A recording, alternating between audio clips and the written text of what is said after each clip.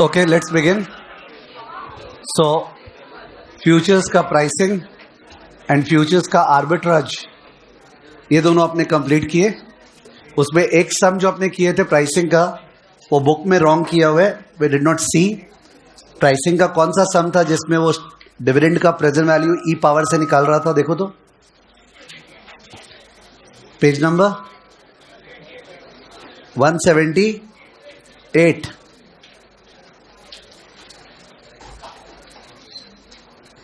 Page number 178. इसमें इन्होंने क्या कर रखा है अब देखो. लास्ट लाइन में पेज 178 में 1000 को पहले आगे भेजा है. पेज 178 में पहले 1000 को आगे भेज दिया तो स्पॉट उधर चला गया. उसमें से प्रेजेंट वैल्यू लेस किया हो तो रॉन्ग है. 1000 को आगे भेज दिया फिर जो प्रेजेंट वैल्यू ऑफ डिविडेंड कैसे लेस हो सकता है. 1000 आज खड़ा है तब लेस होके फिर कंपाउंड होगा ना. Are you getting it. तो ये अलग तरह से सॉल्व किया हुआ है. अपने को लगा अप्रोक्सीमेशन में आंसर डिफरेंट आ रहा है. दे सॉल्व्ड इट रॉन्गली. ठीक है बट ऐसे कोई रिपीटेड सम है नहीं तो I can not say that if it comes in the exam क्या कर रहे हैं क्या नहीं. पर ये है गलत और आपको भी समझ में आ रहा होगा. ठीक है ना. प्रेजेंट वैल्यू निकाला तो 1000 से पहले लेस करके फिर इंटू 1.0345 करना चाहिए था. ठीक ओके नेक्स्ट पॉइंट पे मूव करते हैं. पॉइंट नंबर व्हाट 7 क्या डेरिवेटिव में. Point number what 8. डेरिवेटिव में पॉइंट नंबर 8 लिखिए. बहुत इंपॉर्टेंट टॉपिक है. Very very important.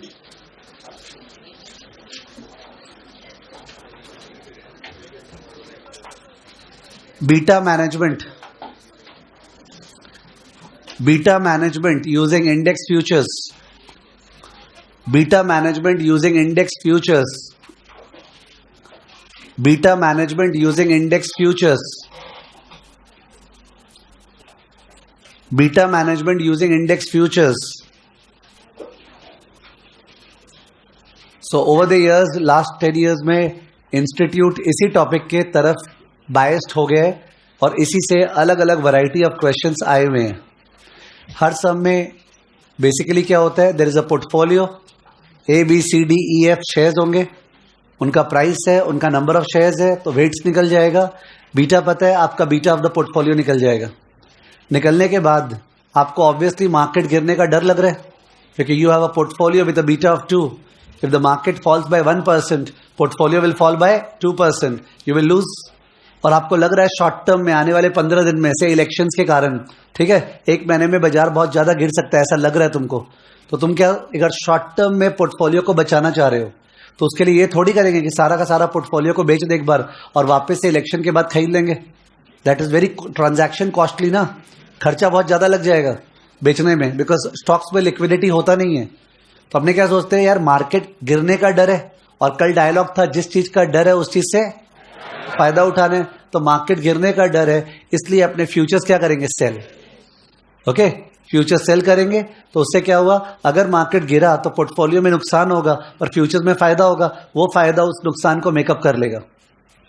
Okay number of futures जो अपने सेल करते हैं उसका वैसे अपने ये फॉर्मूला यूज कर लेते हैं ना कि VP value the portfolio into beta T minus क्या beta P divided by F into lot size multiplier. आपका वैल्यू ऑफ द पोर्टफोलियो से 500 लाख है तो 500 लाख का पोर्टफोलियो है और उसका बीटा 2 है और अपने को बीटा 0 पहुंचाना है तो 500 लाख इंटू 0 माइनस 2. तो 500 lakh into 0 minus 2 actually minus 1000 lakh आ गया ना. अगर इसको मैथ्स के बिना सोचे 500 इंटू 0 माइनस 2 माइनस 1000 मतलब बोलना चाह रहे हैं 1000 लाख का फ्यूचर्स क्या करना है सेल. 500 लाख का पोर्टफोलियो है 2 बीटा तुमको उसको एकदम हेज करना है तो 1000 लाख का फ्यूचर सेल ऊपर में माइनस 1000 आ गया सेल. और एक फ्यूचर्स का वैल्यू क्या है F इंटू एम. तो यूनिटरी मेथड अगर 1000 लाख का फ्यूचर सेल करना है और एक का वैल्यू F इंटू एम में कितना सारा फ्यूचर्स चाहिए 1000 बाई दैट ना. This is not a formula this common sense. ठीक है ना. तो इंडेक्स फ्यूचर्स का इस तरह का सम बहुत ज्यादा कॉमन है. हो सकता है अपने सारा का सारा सम्स नहीं करेंगे you will get the hint but आपको सारा का सारा A to Z सम्स करना चाहिए. ठीक है most important topic in the futures topic futures के अंदर से. ठीक है लेट्स सी. आप ये फॉर्मूला लिख सकते हो.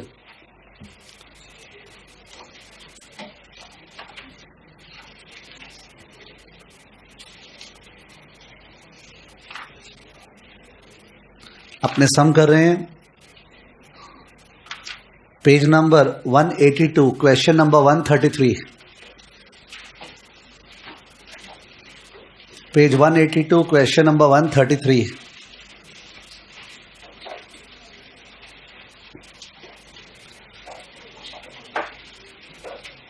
So on January 1, investor has a portfolio of 5 shares as given below.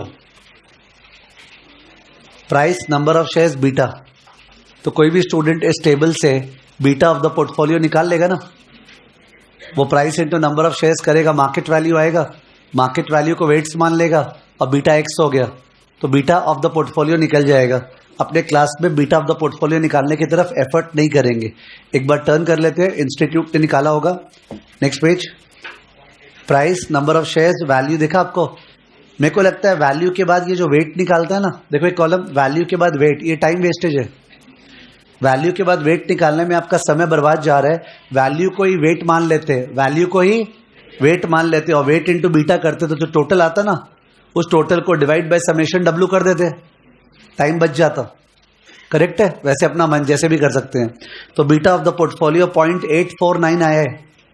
तो ये मैं जानबूझ के निकाला नहीं, अपना टाइम वेस्ट हो जाता. 0.849. तो मार्केट अगर 1 से चेंज होगा तो पोर्टफोलियो 0.849 से. क्वेश्चन नंबर 1 वही पूछा था, बीटा ऑफ द पोर्टफोलियो. उसके ऊपर लिया है cost of capital 10.5% per annum. ठीक है.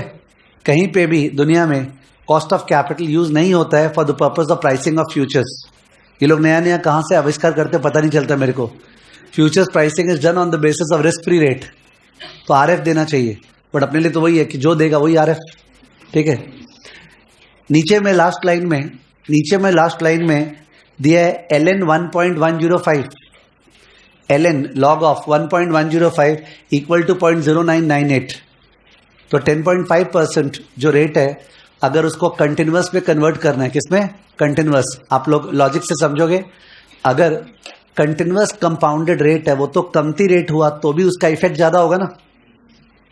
ओके मेरे को तुमको 10.5% साल का इफेक्टिव रेट देना है, पर मैं तुमको कंटिन्यूअसली कंपाउंडेड रेट दे रहा हूं, तो मैं 9, 9.5 या 10 दूंगा तो भी तो तुम्हारे घर पे 10.5 पहुंचेगा, बिकॉज हर मोमेंट पे ब्याज.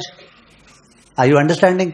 तो इन्होंने वो किया है एलएन 1.105 इक्वल टू 0.0998. ठीक है.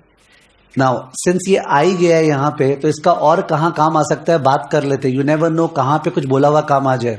जो ब्लैक शोल्स मॉडल है, कौन सा मॉडल? Black Sholes model. उसमें जो इंटरेस्ट रेट वगैरह है वो सब कंटिन्यूअस कंपाउंडिंग होना जरूरी है. बाकी जगह तो हमारे पास चॉइस है. बाइनोमियल का सम्स कल से अपने कर रहे हैं. मैं बोल रहा हूं 10 को 10/4 2.5% भी कर सकते हैं, 1.1/1 और 1/4 भी कर सकते हैं, और ई पावर भी कर सकते हैं. पर ब्लैक शोल्स में चॉइस नहीं है. Black Scholes is a continuous model. उसमें हर चीज कंटिन्यूअस होना चाहिए. यानी अगर सपोज आपके टाइम पे ब्लैक शोल्स मॉडल का सम आया और उसमें जो इंटरेस्ट रेट दिया रहा वो दिया रहा इफेक्टिव. कौन सा इंटरेस्ट? इफेक्टिव माने 6% पर एनम कंपाउंडेड एनुअली. तो आप 6% को यूज नहीं कर सकते हो. अगर आर 6% लोगे सम रॉन्ग ब्लैक शोल्स का. आपको कंटिन्यूअस चाहिए तो एलएन 1.06 करना पड़ेगा. क्या करना पड़ेगा? एलएन 1.06. ठीक है. एलएन ऑफ 1.06 वो लोग उसका वैल्यू प्रोवाइड करेगा, लेट्स होप. ठीक है. तो वरना ब्लैक शोल्स पे उसका शॉर्टकट फोन नंबर वाला तरीका कराया हुआ है. ठीक है ना. एलएन 1.06 का whatever it is, let's hope they will give the value. तो in that case ये ब्लैक शोल्स मॉडल में खासकर काम आता है. प्लीज वहां पे हिंट लिखो ना जहां पे एलएन 1.105 दिया हुआ है. It is useful in BSM. वहीं पे it is useful in BSM. Last line में it is useful in BSM where we must use continuously compounded RF.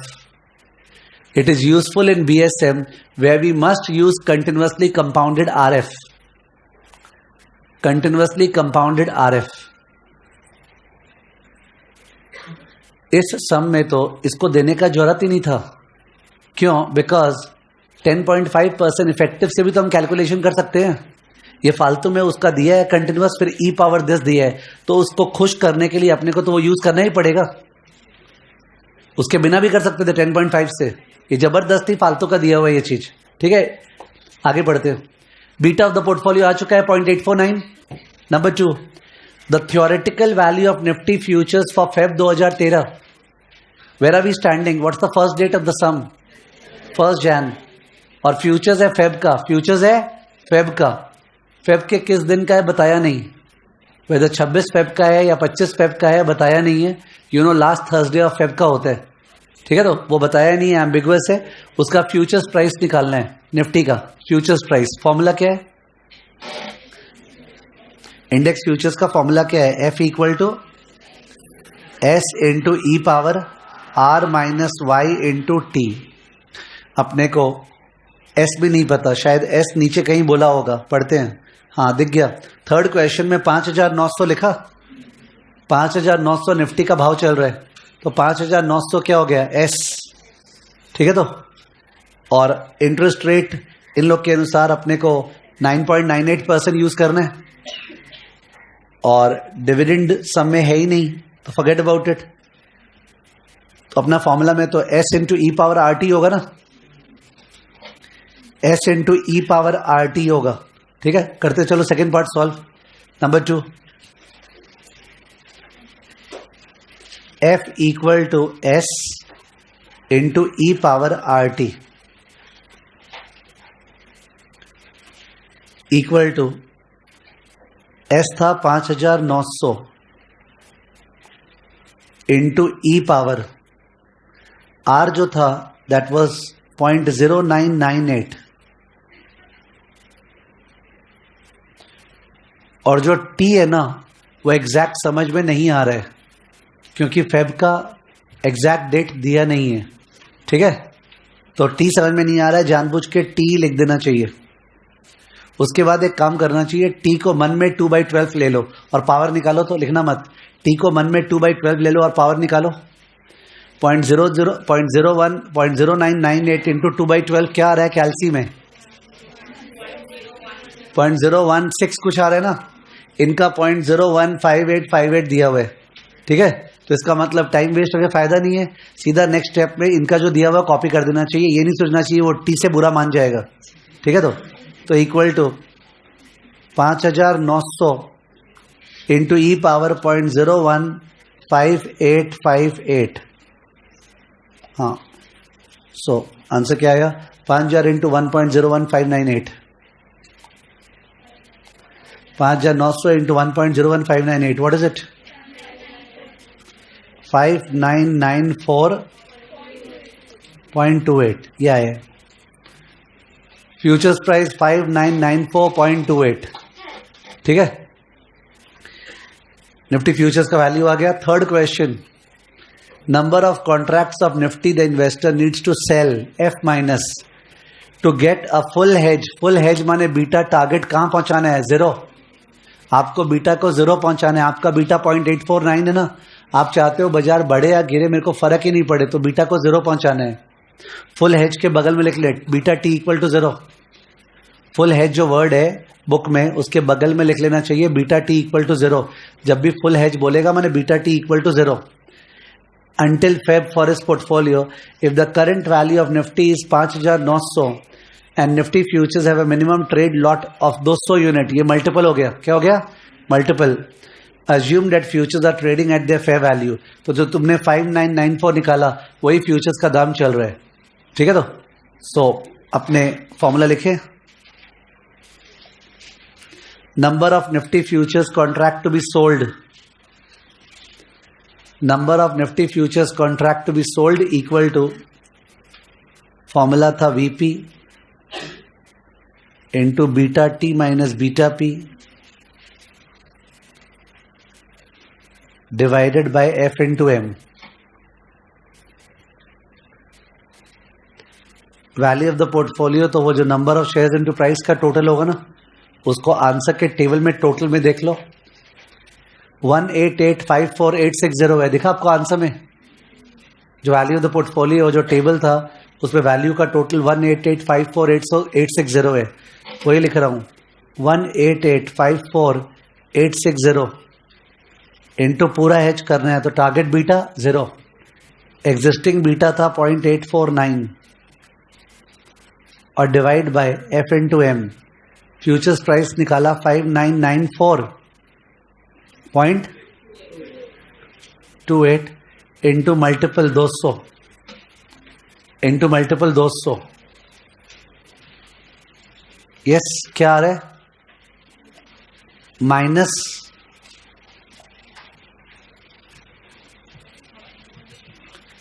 What 32 point sorry minus 13.35 minus 13.35 next line sell 13 futures contract sell 13 futures contract तो अपना थोड़ा सा under hedge हुआ है ठीक है 13 futures contract उसी का मार्क्स था बोला था नंबर ऑफ कॉन्ट्रैक्ट जो सेल करना है 13 फोर्थ क्वेश्चन पूछा है number of futures contract the investor should trade if it desires to reduce the beta to 0.6 ठीक है तो आपको बीटा टारगेट क्या पुट करना है 0.6 कर लो fourth part same formula fourth part number of futures contract equal to fourth part number of futures contract equal to same formula है इस बार बीटा को 0 नहीं पहुंचाना है 0.6 करना है तो फ्यूचर्स कॉन्ट्रैक्ट कमती आएगा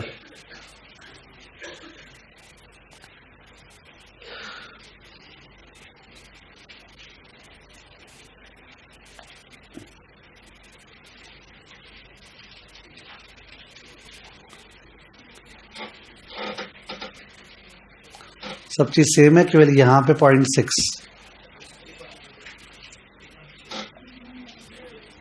तो कितना आ रहा है minus 3.92 minus 3.92 that is sell 4 contracts minus 3.92 that is sell 4 contracts minus 3.92 that is sell 4 contracts sell 4 contracts since अपने सारे के सारे सम्स कर नहीं पाएंगे इसलिए 4 कॉन्ट्रैक्ट जब सेल बोले क्या पता एग्जाम में बोले कि निफ्टी जो है 10% गिरने वाला है मार्केट कितना गिरने वाला है 10% तो अपने को प्रूव करना है कि अपना बीटा जो है पॉइंट क्या हो गया 6 हो गया एक मिनट अगर बीटा 0.6 हो गया तो इसका मतलब क्या हुआ मार्केट अगर 10% गिरेगा तो नुकसान कितना होना चाहिए 6 अगर बीटा 0.6 हो गया है तो मार्केट अगर 10% गिरेगा तो नुकसान क्या होगा 6 ये प्रूव करना है अपने को तो लिखो नीचे note prove that beta of 0.6 has been achieved prove that beta of 0.6 has been achieved prove that beta of 0.6 has been achieved prove that beta of 0.6 has been achieved ठीक है उसके लिए तो प्रूफ ये हो गया लिख दो सपोज निफ्टी फॉल्स 10% कोई और परसेंटेज भी लेना अलाउड है Nifty falls 10% next line we need to prove that the portfolio overall loses 6%. The portfolio overall loses 6%. ये प्रूव करना है ओवरऑल लूजेस 6%. अब कैसे प्रूव करें उसके लिए para change step 1 beta P क्या था beta P 0.849 beta P 0.849 therefore portfolio falls by 8.49%. Portfolio falls by 84.9%. Sorry, कितना 8.49%. Portfolio falls by 8.49%. That is loss equal to 8.49% of 8.49% of वो जो था ना 8.49% of क्या 188,54,860 8.49% of 188,54,860 8.49% of 188,54,860 क्या 16 लाख हाँ 777 और 00777 16,00777 का लॉस हो गया। ये तो तब होता लॉस अगर तुमने फ्यूचर्स को नहीं बेचा होता, तो तुमको ये हुआ. अब बचाने कौन आ गया? फ्यूचर्स. स्टेप टू फ्यूचर्स तो निफ्टी पे ही है, तो अकॉर्डिंगली फ्यूचर्स 10% गिरा. लिख दो.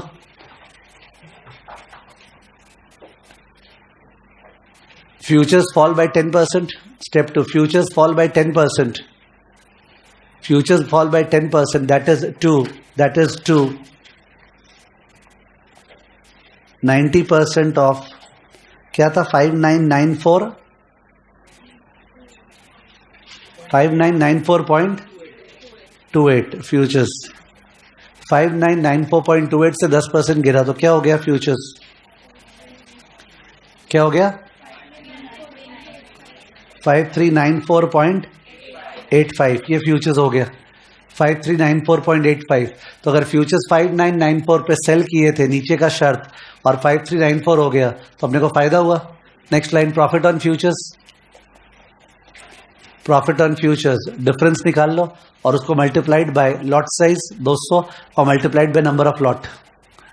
डिफरेंस निकाल लो, यानी 5994.28 minus 5394.85 whole thing multiplied by 200 और multiplied by number of contracts. 4 था क्या? 4. अगर ठीक से सोचो तो 4 को ऊपर राउंडिंग ऑफ किए थे, यानी फ्यूचर्स में फायदा थोड़ा सा ज्यादा हो जाएगा. ठीक है, कितना? 4,79,542. ये फ्यूचर्स बचाया. Step 3 net loss. Step 3 net loss. तो जो स्टेप 1 में लॉस हुआ था उस पे से ये प्रॉफिट लेस करो. स्टेप 1 में जो लॉस हुआ था पोर्टफोलियो पे, उस पे से फ्यूचर्स में इतना फायदा हो गया ना, तो नेट लॉस कितना अमाउंट आ रहा है? क्या बोले? 1121,234. 1121,234. 1121,234. ठीक है, 1121,234. Step 4 percentage loss. Percentage loss equal to 1121,234 divide by portfolio कितने का था? 188 54,860. निकालो परसेंटेज क्या आ रहा है? 5.95%. तो अप्रोक्सीमेटली इक्वल टू 6% प्रूव्ड. यही प्रूव करना था. तो 10% मार्केट गिरा, पोर्टफोलियो में लॉस 6% हुआ, मतलब 0.6 बीटा हो गया. ऐसे प्रूव किया जाता है. ठीक है, इनकेस कहीं पे पूछा तो.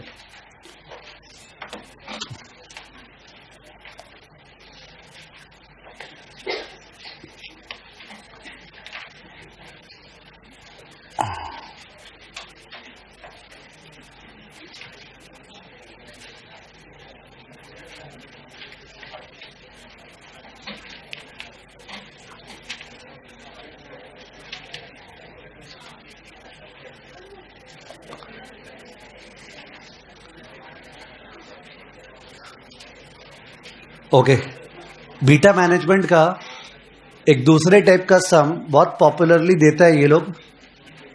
वो सम होता है जिसपे ऐसे लिखा रहता है, आपने एक शेयर को बाई किया, एक दूसरे शेयर को सेल किया. एक शेयर को बाई, एक दूसरे शेयर को sell, sort of pair trading, long short. तो नेट में कुछ बीटा आया. नेट में कुछ बीटा आया. जैसे सपोज तुमको लगता है HDFC bank will out perform ICICI bank. HDFC bank will out perform ICICI bank. तो तुम HDFC बैंक का शेयर्स क्या करेगा? बाय.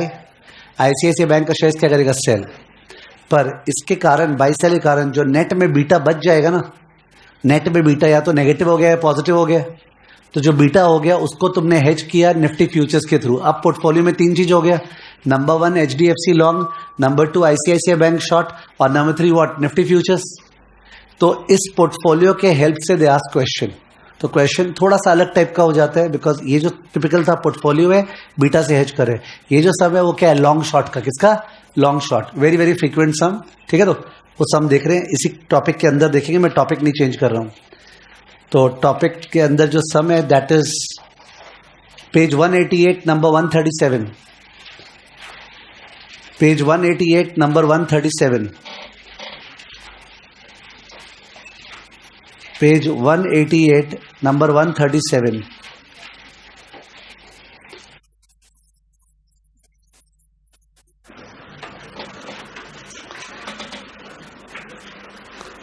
पेज 188 नंबर 137 लिखा हुआ, Ram buys 10,000 shares of X at a price of 22 per share whose beta is 1.5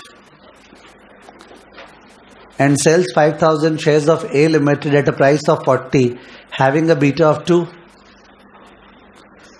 तो ठीक से देखें, 10,000 इंटू 22, 2,20,000 का लॉन्ग पोजिशन, बीटा 1.5, और 5,000 इंटू 40 कितना, 2 लाख, 2 लाख का शॉर्ट पोजीशन, बीटा कितना, 2। 2,20 का लॉन्ग पोजीशन है, बीटा 1.5 है, और 2 लाख का शॉर्ट पोजीशन है, बीटा क्या है, 2। He obtains a complete hedge by Nifty futures at 1,000 each. एक बार इस पार्ट को टैकल कर रहा हूं, ध्यान देना। 2,20,000 का लॉन्ग पोजीशन है, बीटा है 1.5, सही है, माइनस 2 लाख का शॉर्ट पोजीशन है, बीटा क्या है, 2। पर ये तो जीरो नहीं आ रहा है, तो बोल रहा है इसको ऑन द होल जीरो कर दिया, किससे, निफ्टी फ्यूचर्स से। तो प्लस लिख रहा हूं, X futures into 1,000 equal to 0। समझो, amount into beta minus amount into beta plus X futures into beta equal to what, 0। उससे पता चल जाएगा निफ्टी फ्यूचर्स कितना लॉन्ग शॉर्ट गया, निफ्टी फ्यूचर्स कितना लॉन्ग शॉर्ट गया, पता चल जाएगा। ये सेंस मैथ्स वाइज किया, मैथ्स के बिना कर रहा हूं। 2,20,000 का बीटा 1.5 है, तो लॉन्ग कितना है, 2,20,000 इंटू 1.5 कितना होता है, 3,30,000। 3,30,000 का निफ्टी पे लॉन्ग एक तरह से, बिकॉज इंटू 1.5 कर दिया, और 2 लाख शॉर्ट है 2 पे, तो यानी 4 लाख का शॉर्ट। तो एक्चुअली 3,30 का लॉन्ग है, 4 लाख का शॉर्ट है, कितना, 70,000। 70,000 शॉर्ट है, 70,000 शॉर्ट है, तो 70,000 शॉर्ट है, तो निफ्टी को 70,000 बाई करना चाहिए। निफ्टी का भाव क्या है, 1,000, तो कितना निफ्टी बाई करेगा, 70। मैथ्स तो वही आएगा, एक्स तो वही सॉल्व होकर आने वाला है। पर ऐसे बोलने से क्या कमांड में आ गया कि हाँ सर, आपका बीटा जो फर्स्ट शेयर बाई किया आप एक्स का, उसके थ्रू आपका बीटा 2,20,000 इंटू 1.5 का पोजीशन है, जो 3,30 था, और जो दूसरा शेयर सेल किए 4 लाख का शॉर्ट पोजीशन है, वो 70 का शॉर्ट पोजीशन, 70 का लॉन्ग पोजीशन करना है, divide by 1,000, 70 contract. But maths में जाएंगे तो ये बढ़िया तरीका है, बाई किए minus sell plus X equal to what, 0। Solve करो इसको, पहले एक बार एक्स निकालो। 2,20,000 into 1.5 minus 2 lakh into 2, 2,20,000 into 1.5 minus 2 lakh into 2 plus X into 1,000। 2,20,000 into 1.5 minus 2 lakh into 2 plus X into 1,000 equal to 0। X equal to what, X equal to 70, positive आया होगा, x equal to 70 जो common sense से आ रहा था। 70 के बगल में लिख दो एफ प्लस, सब में कुछ लॉट साइज वगैरह दिया नहीं था, तो ये 70 फ्यूचर्स दिए निफ्टी पे। अब आगे क्या बोला है बताते जाना प्लीज, एक बार मैं पूछ रहा हूं कुछ फर्स्ट 3 लाइन्स के बेसिस पे। राम चाहता है कि एक्स का दाम, राम चाहता है कि एक्स का दाम, आपको देखना है वहां पे राम क्या किया, एक्स के साथ बाई किया है। राम चाहता है कि एक्स का दाम बढ़े, और राम चाहता है कि ए का दाम गिरे, ए को शॉर्ट किया है, ए का दाम गिरे। राम चाहता है कि निफ्टी बढ़े, ये तो पता होना चाहिए वो क्या चाहता है। काश एक्स बढ़े, मार्केट बढ़े और ए गिरे, ठीक है, हुआ ठीक ऑपोजिट सारा। He closes his position at the closing price of the next day, next day सारा सौदा काट लिया। When the share price of X dropped by 2% गया, when the share of A gone up by 3% गया, when Nifty gone by 1.5% गया, तीनों में नुकसान। बोला what is the overall profit और लॉस टू राम, ठीक है, तो इन दैट केस लॉस निकालना है राम का, निकाल दो, लिख दो loss on X, loss on X 2% of 2,20,000, 2% of 2,20,000, 2% of 2,20,000 कितना? 4400. Loss on A,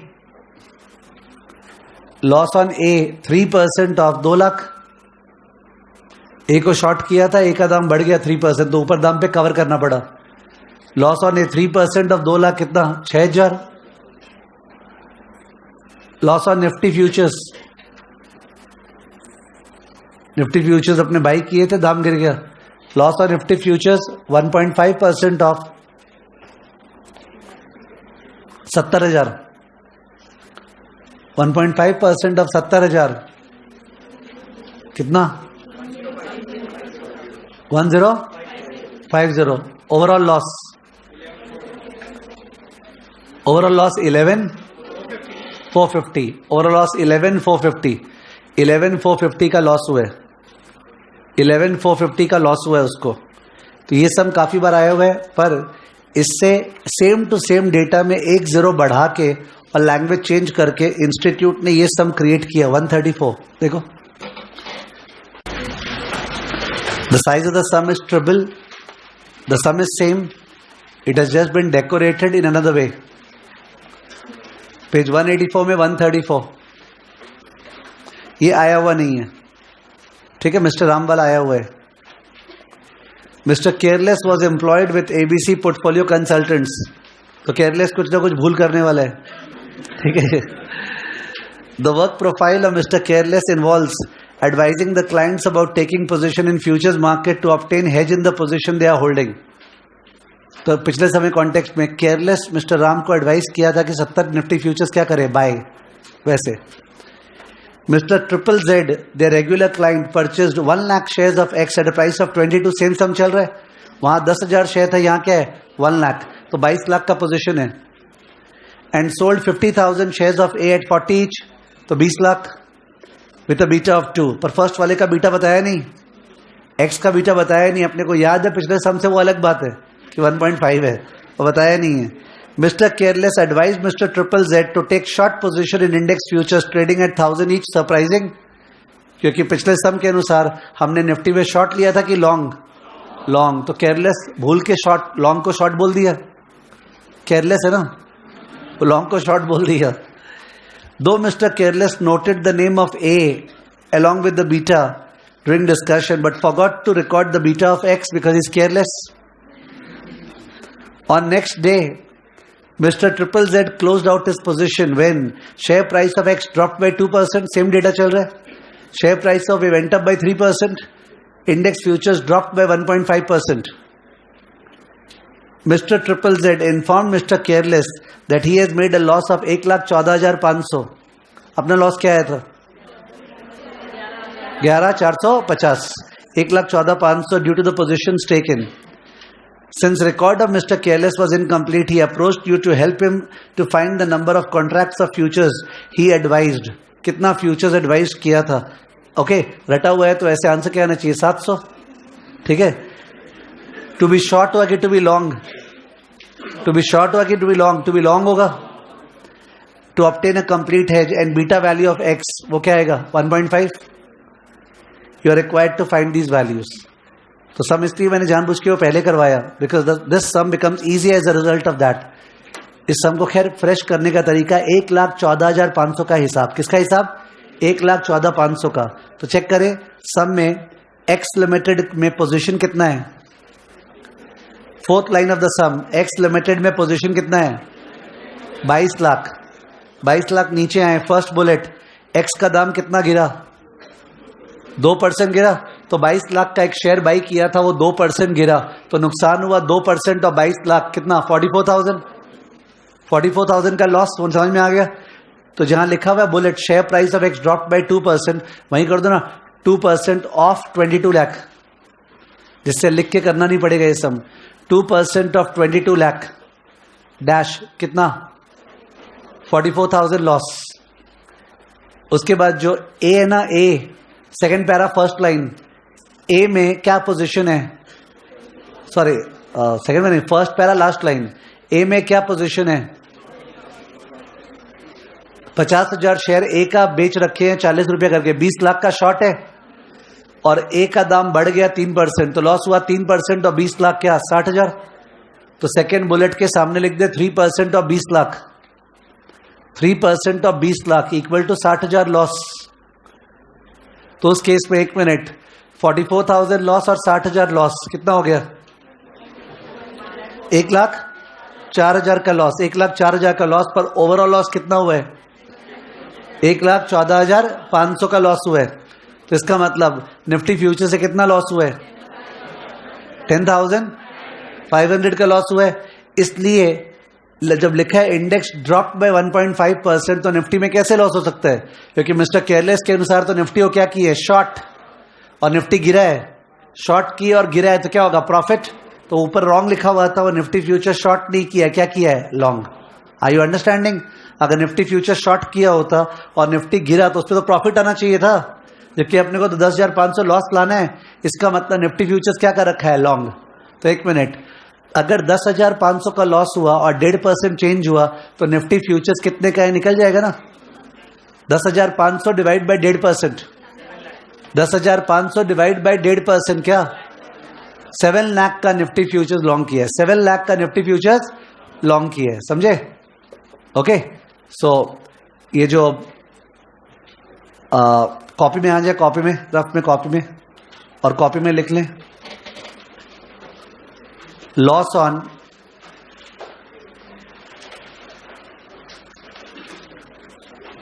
Nifty futures equal to 1,14,500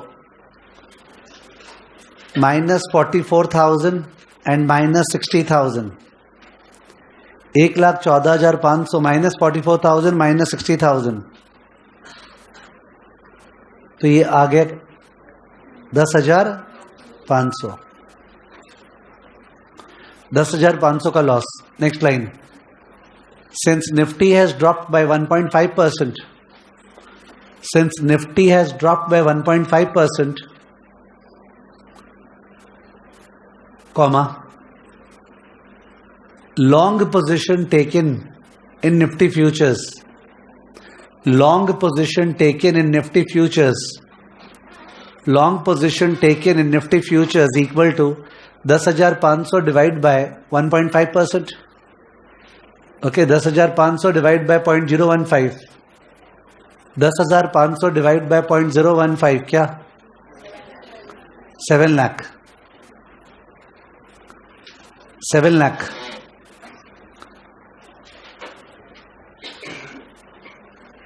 Therefore, number of Nifty futures contract purchased, number of Nifty futures contract purchased equal to 7 lakh by 1,000, 1,000 दिया हुआ था first para last line. Number of Nifty futures contract purchased equal to 7 lakh by 1,000 equal to 700। तो 700 का marks मिला अपने को, because वो बोला है help him find the number of contracts of futures he advise mister triple Z. तो 700 futures by करने बोला था। अब उसके बाद बीटा निकालना एक्स का, तो लिखें now we have 22 lakh into beta X, सही है? 22 लाख का बीटा नहीं पता, माइनस 20 लाख इंटू ए का बीटा क्या था? 2 और plus 7 lakh into 1 equal to 0। Nifty का बीटा तो 1 होता है ना। तो मेरे पास 3 चीजें, एक्स में लॉन्ग हूं, निफ्टी में लॉन्ग हूं, ए में शॉर्ट हूं, पर एक्स का बीटा नहीं पता। तो 22 lakh into beta x minus 20 lakh into 2 plus 7 lakh into 1 equal to 0। Solve for beta x, solve for beta x. क्या आया बीटा एक्स? हाँ,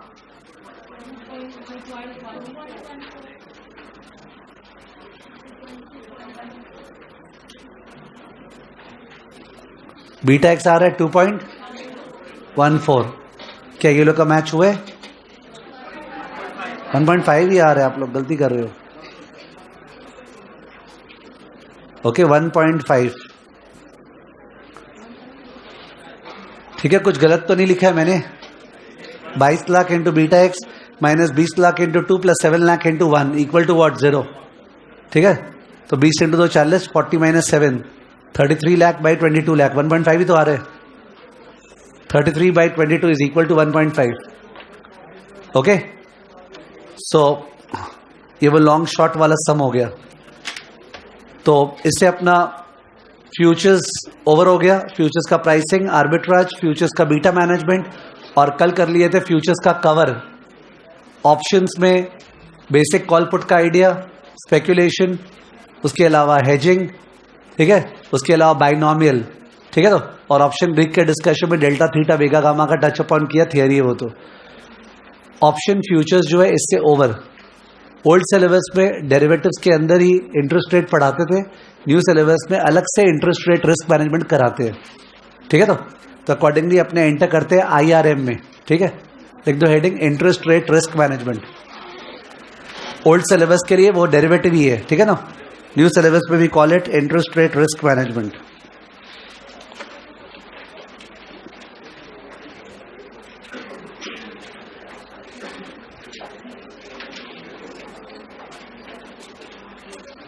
ओके, तो इंटरेस्ट रेट रिस्क मैनेजमेंट में बेस्ड ऑन एग्जाम्स जो आ रहे हैं 3 टॉपिक लगता है। एक टॉपिक है FRA, जो मेरे को बहुत इंपॉर्टेंट लगता है, कल अपने कर लिए। FRA में एक पार्ट था प्राइसिंग, बड़ा वाला फैक्टर बाई छोटा वाला फैक्टर -1, उसी में आर्बिट्राज था कि बोरो इन्वेस्ट इस पाथ में, और दूसरा था hedging, prospective borrower. Second sum आ सकता है कैप एंड फ्लोर का, किसका? कैप एंड फ्लोर का। और तीसरा सम आ सकता है फाइनेंशियल स्वैप का, cap and floor, financial swap. उसके अलावा क्लास में न्यू सिलेबस में टी बॉन्ड फ्यूचर्स भी किए थे। कौन सा? T bond futures, because text book में स्टडी मैट के अंदर दिया हुआ है, पर उसका कोई सम नहीं दिया हुआ था। यानी वैसे देखा जाए तो given everybody who is preparing in the country, T bond futures जो है उसका स्कोप कम थी आने का, और आ गया तो भी बाकी लोग कर नहीं पाएंगे। तो मतलब you can see one sum, but you should not overly invest your time in T bond futures. एक सम देख लिए, आइडिया है, that's okay. Otherwise the focus should be on these 3 topics. इन तीनों टॉपिक्स में से FRA और cap floor छोटा टॉपिक है, फाइनेंशियल स्वैप थोड़ा बड़ा टॉपिक हो जाता है, बिकॉज पे वैरायटी ऑफ सम्स ज्यादा है, ठीक है। तो अपने एक छोटा टॉपिक कर लिया FRA, दूसरे छोटे टॉपिक में जा रहे हैं, कौन सा? कैप एंड फ्लोर, ठीक है। तो अपने लिख देते पहले point number 1 FRA done.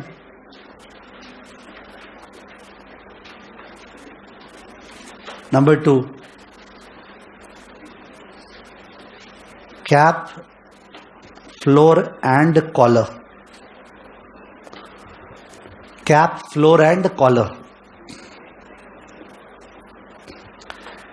Cap floor and collar, ठीक है, डिस्कस कर रहा हूं। कैप फ्लोर एंड कॉलर में एक टिपिकल सम बनता है जहां पे फर्म ने बोरो किया है। क्या किया है? बोरो, फ्लोटिंग रेट पे बोरो किया है, फ्लोटिंग रेट पे बोरो। क्या चीज का डर? फ्लोटिंग रेट पे बोरो, तो क्या चीज का डर? रेट बढ़ने का डर। और ये कोई प्रोस्पेक्टिव बोरोइंग नहीं है कि बोरो करने वाले हैं, बोरो कर लिया फ्लोटिंग रेट पे, और लॉन्ग टर्म बोरिंग है 3-4 साल 5 साल का, तो इंटरेस्ट रेट बढ़ने का डर। थोड़ा स्लो करें। अगर बोरो किया अपने 6 मंथ लिबर प्लस 1%, क्या बोला? 6 मंथ लिबर प्लस 1%, हर 6 महीने में जो लिबर होगा प्लस 1% और 6 महीने का ब्याज, और ऐसे करके बोरो किए 5 साल के लिए, टोटल में 10 बार ब्याज देना है, 6 मंथ लिबर प्लस 1%। तो इन दैट केस अपने को डर लग रहा है इंटरेस्ट रेट बढ़ गया तो, और हेजिंग का मतलब होता है जिस चीज का डर है उस चीज से फायदा, तो ऊपर बढ़ने का डर है, ऊपर बढ़ने का। तो कॉल बाय करे कि पुट? कॉल, आपको बढ़ने का डर है तो कॉल बाय, पर एक कॉल बाय करे कि 10 कॉल? 10 हर 6-6 महीने के लिबर पे कॉल ना, टोटल में 10 तो कॉल। ये 10 तो कॉल को मिला के कैप बोलते हैं। ये जो 10 तो कॉल बाई करे उसको मिला के कैप बोलते हैं। तो कैप है तो इजी, अगर स्टूडेंट कैप को कॉल मान ले तो it's okay.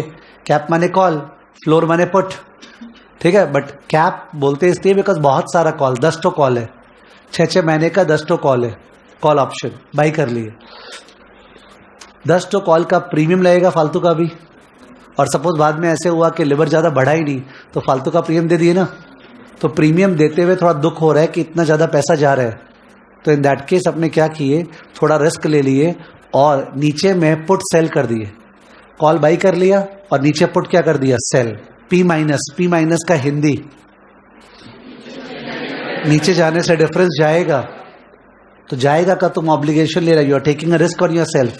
C plus was okay, ऊपर जाने से डिफरेंस आएगा बिकॉज ऊपर जाने का डर था ना, पर नीचे का पी माइनस आप जो कर रहे हो उसका कोई तुक नहीं है बिकॉज आपका बहुत रिस्क होने वाला है, बट फिर भी आप कर रहे हो बिकॉज पी माइनस करने से प्रीमियम तो आएगा ना, कम से कम मैं ऑप्शन बेच रहा हूं तो प्रीमियम आएगा। वो प्रीमियम से जो कैप का प्रीमियम है वो कट ऑफ होगा और नेट में कॉस्ट कमती रहेगा। That's called collar. What is it called, collar. Collar माने कैप एंड फ्लोर, ऊपर में सी प्लस नीचे में पी माइनस। इट्स पूरा रूम का सिचुएशन, ये सीलिंग कैप और ये फ्लोर बेस। इसके ऊपर मैं बच जाऊंगा पर इसके नीचे गड़बड़ है बिकॉज मेरे को पैसा देना पड़ेगा। ये मैंने क्यों किया नीचे वाला, जिससे ऊपर का पैसा बच जाए, वो जो प्रीमियम गया। ठीक है, that's the purpose of the collar. ठीक है, तो कैप फ्लोर एंड कॉलर में इसी स्टोरी पे सम आएगा। अब इस स्टोरी पे सम क्या होगा समझो, इसमें अपने को टोटल में कितना लिबर दिया रहेगा, 10 तो लिबर देगा ना 5 साल का, तो अपने को लिबर लिबर लिबर ऐसे करके 10 तो दिया हुआ है सम में। अब तुमको बताना है हर 6 महीने में क्या हुआ। ध्यान दो, हर 6 महीने में क्या हुआ। ये सब टॉपिक्स इजी हैं बिकॉज अगर ठीक से सोच ले इनमें समय देना नहीं पड़ता है। हर 6 महीने में क्या हुआ, हर 6 महीने का बिगिनिंग का लिबर देखे कि हर 6 महीने के एंड का बिगिनिंग का। सबको पता है लिबर में जैन टू जून का लिबर कब डिसाइड होता है, जैन। पेमेंट कब होता है, जून। जुलाई टू दिसंबर का लिबर कब डिसाइड होता है, जुलाई। पेमेंट कब होता है, दिसंबर। You know it's advanced set, okay, payable in arrear. तो इन दैट केस अपने को लिबर जो दिया है वो लिबर में 1% जोड़ दिए। जोड़ने के बाद जो लोन था ना, जो लोन ले रखे थे उसके ऊपर लोन लगा दिए इंटू हाफ। यानी कि तुम कैप फ्लोर को भूल जाओ, तुम पहले इंटरेस्ट तो निकाल लो। नॉर्मल जो इंटरेस्ट होता है Libre plus 1% of the loan into half. Into half जरूर करना, याद है ना। 6 मंथ लिबर 6 महीने का है कि पर एनम है, पर एनम है। कल भी कर रहे थे ना अपने 3 मंथ लिबर को इंटू 3/12, 9 मंथ लिबर को इंटू 9/12। तो कोई भी वो गलती किया तो पूरा रॉन्ग हो जाएगा। तो आप पूरे 10 to 6 महीने का इंटरेस्ट निकाल दिए जहां कैप फ्लोर का नॉलेज काम ही नहीं आएगा। निकालने के बाद तुम चेक किए सारा का सारा लिबर, चेक किए सारा का सारा लिबर, और लिबर जो है जहां पे भी स्ट्राइक प्राइस से ऊपर गया, स्ट्राइक प्राइस से ऊपर गया, वो वाले पीरियड में आपके पास डिफरेंस आएगा। से 4th पीरियड में मेरा स्ट्राइक प्राइस था 8%, लिबर हो गया 9.5, तो 9.5 माइनस 8, 1.5% मेरे पास आएगा पे of.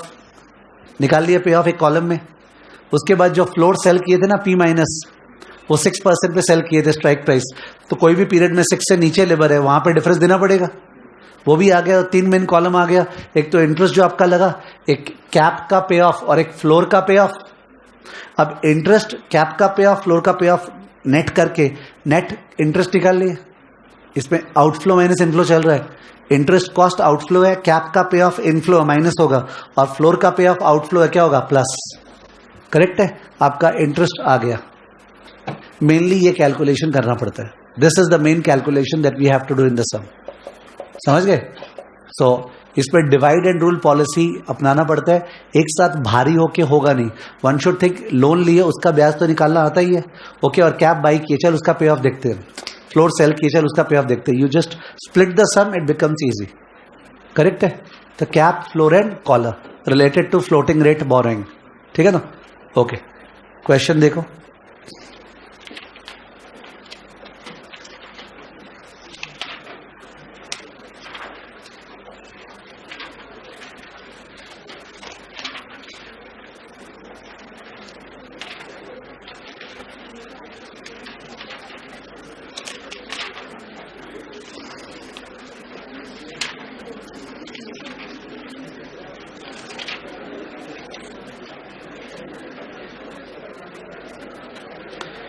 Page number 217, question number 161, page number 217, 217। Page 217, question number 161। Exam में नहीं आया हुआ है बट हाई फ्रीक्वेंसी से एमटीपी आरटीपी में ये सम आ रहा है आजकल। Page 217, question 161। Let's C. XYZ issues a pound 10 million floating rate loan. When you issue a bond, इसका मतलब you are taking a loan. 10 million का पाउंड का loan on 1st July 2013 with resetting of coupon every 6 months equal to LIBOR plus 50 basis point. Interest rate है LIBOR plus 50 basis point. XYZ is interested in a collar strategy by selling a floor बने P minus and buying a cap बने क्या C plus। ठीक है तो XYZ buys 3-year cap and sells 3-year floor as per the following details। तो total सब में 6 period है, 3 साल में 6 महीने का 6 period. Notional principal $10 million, reference rate 6 month LIBOR. Mark करो इंपॉर्टेंट। क्यों इंपॉर्टेंट? क्योंकि reference rate 6 month LIBOR plus 50 basis point बोला कि 6 month लिबर। 6 month लिबर आप समझ रहे हो? तो बोल रहा है लिबर को एस मानना है, लिबर में 0.5 ऐड करके एस नहीं मानना है। Are you understanding? जब मैं चेक करूंगा ना एक्सरसाइज या लैप्स तो मेरे को तो एक एस चाहिए, तो बोल रहा है लिबर को एस मानना, उस पर 0.5 जोड़ के एस मत मानना। That's important stuff over there. Next, strike rate 4% and 7%। तो लिबर 7 के ऊपर गया तो कैप एक्सरसाइज ना फेवर, लिबर 4 के नीचे गया तो floor exercised against us. Premium 0, normally ऐसा होता नहीं है, देखिए since premium for cap equal to premium receipt for floor, cut गया, premium 0। Next, use the following data, you are required to determine the effective interest paid out at each reset date. हर date पे कितना कितना interest गया वो बताना है, तो 6 बार बताना है इंटरेस्ट कितना गया। The average overall effective rate of interest per annum, circle the word average. I will speak about it when we come to the second part. ये लिबर दिया हुआ है, ठीक है? तो आप लोग आंसर की तरफ तो ध्यान ही मत देना वरना दिमाग चलेगा नहीं। तो इन दैट केस आंसर को कवर करते हुए सोचते हैं, आंसर कवर करते हुए सोचते हैं। मैं स्ट्रेट वे लिखाना चालू करूं तो your brain will not run, therefore I want to discuss. First 6 महीने का इंटरेस्ट 6 है तो 6.5 हो गया, 6.5 हो गया ना। 6.5% 10 million का इंटू हाफ कितना होता है? 6.5% 10 million का इंटू हाफ निकालो ना कैलसी। 6.5% 10 million का इंटू हाफ क्या होता है बोलो? 0.325। उसके बाद नेक्स्ट 7 माने 7.5, 7 माने 7.5%, 10 मिलियन का इंटू हाफ 0.375, 0.375। अपने स्टेप वाइज कर रहे, लिखो स्टेप 1 सम को।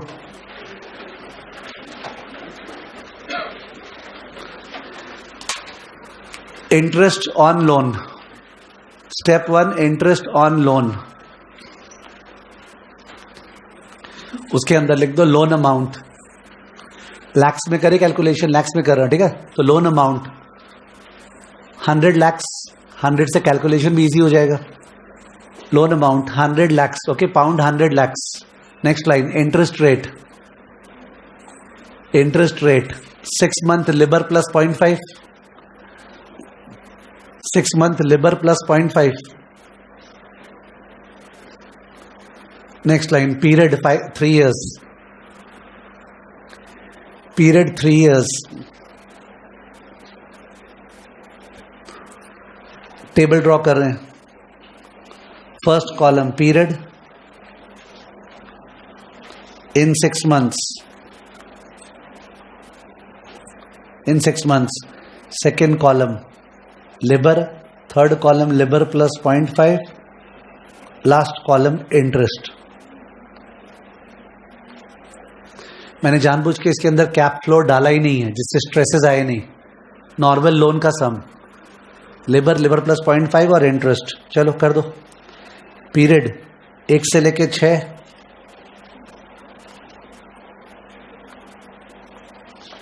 1 से लेके 6 लिबर जो दिया हुआ था 6, 7, 5,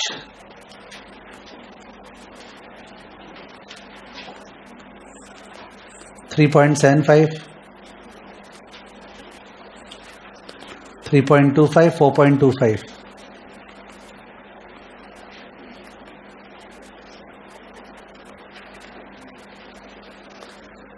ओके, अब 0.5 ऐड किए, 6.5, 7.5, 5.5, 4.25,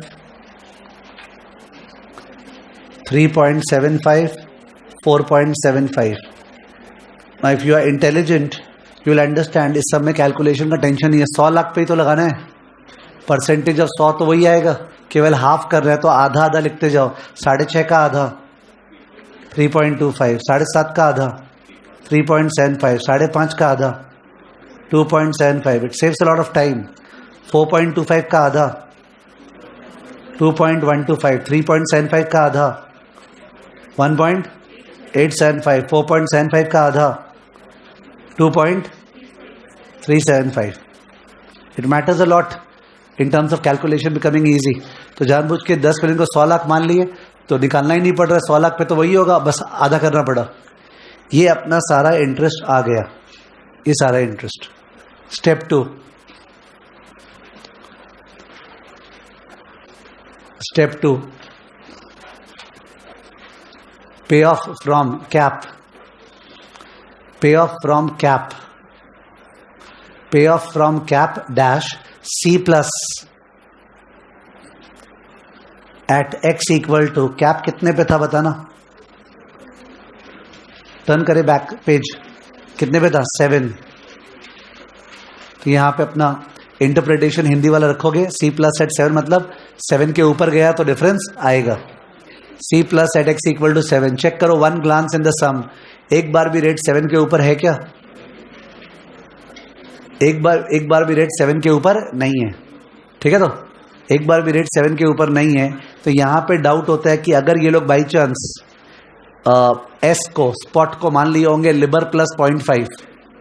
अगर हम लोग जो एस है ना एस उसको लिबर प्लस 0.5 माने तब तो 7.5 सेकेंड वाला हो जाएगा ना, उस पर पे ऑफ आ जाएगा. पर क्या ऐसा करने से हम लोग फ्लोर को लूज करेंगे? फ्लोर का स्ट्राइक प्राइस क्या है? 4 के नीचे कितना रेट से? 4 के नीचे कितना रेट से देखिए? 2 है ना, 2 है. पर जो 3.75 में 0.5 जोड़ेंगे तो 4 के ऊपर हो जाएगा. पर 3.25 में जोड़ेंगे तब भी 4 के क्या होगा? नीचे. यानी कि अगर अपने लिबर प्लस 0.5 को एस मान रहे हैं तो एक बार कैप को एक बार फ्लोर को दोनों को मौका मिल जा रहा है. बेचारा, उस बेचारे के फीलिंग वाइज लग रहा है ये लोग 0.5 को ऐड कर दिए होंगे. एक बार देख लेते हैं व्हाट हैव दे डन. हाँ, तो कैप का पे ऑफ लिया है सेकेंड पीरियड में, दिखा 24795 वहीं पे उसी पेज में 24795 दिखा. इस कारण से लिया है. एक रीसेंट सम है, same to same sum. Recent sum कोई बोलेगा ना रट के चले जाएंगे. रीसेंट सम है, आरटीपी या किस में ध्यान नहीं है. If you just go to the institute website and scan through the recent RTP and all that, recent sum है, सेम सम. उस पर रेट्स को थोड़ा सा अलग लिया हुआ है, जिसमें एक रेट 7 के ऊपर ऑलरेडी है और एक रेट 4 के नीचे है. उसको लिबर पे किया है. किस पे किया है? लिबर पे. Are you understanding? इस सम को लिबर प्लस 0.5 पे किया है. और अगर तुम घर पे जाके देखते हो एक बार आरटीपी एमटीपी में सेम सम मिलेगा पर एक रेट 7 के ऊपर है, तो उस पर क्या किया? नहीं किया. उस पर मान लिया लिबर पे. इसको मान लिया किस पे? Libre plus 0.5. या तो आदमी फ्रस्ट्रेट हो जाए और या फिर एक ही मेंटालिटी लगाए ये लोग क्या चाह रहा है, और वो समझ में आ जाता अगर बुद्धि लग रहा है. जैसे इस समय समझ में आ गया ये जो हेडिंग है पे ऑफ फ्रॉम कैप, ये बेचारा हेडिंग निरर्थक हो गया ना. ठीक है, और वो मानने से इसका सिग्निफिकेंस आ रहा है. इसका मतलब ये लोग वही माना होगा. तो I can not explain better. ठीक है, तो and you can refer to the same sum given in the recent RTP और MTP in which the rate is change. So one rate is triggering the cap. Understood? तो लिख दो यहां पे. We assume that